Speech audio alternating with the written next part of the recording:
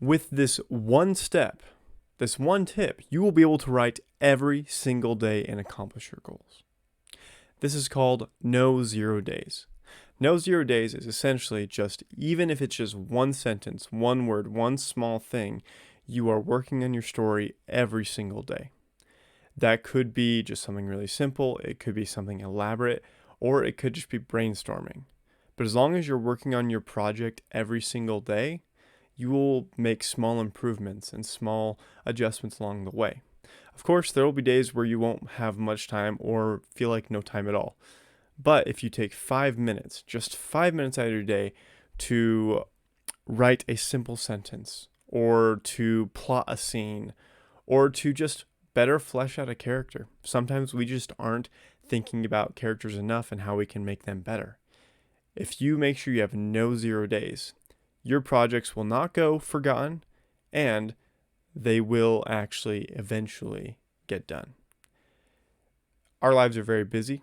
With our creative projects, it feels like we get really excited, really energetic at first, but then as time goes on, maybe a couple days, weeks, or months later, we feel that the steam is just gone.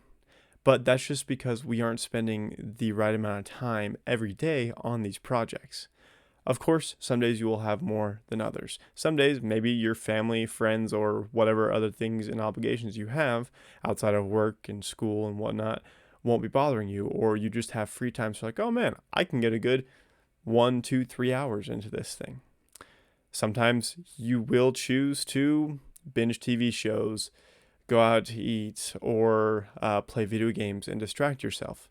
And that's okay. We need days where we do relax and we do take time for ourselves. But even on those days, at least write one sentence. At least do one thing. And one of the things that and habits I've created is just writing 10 words.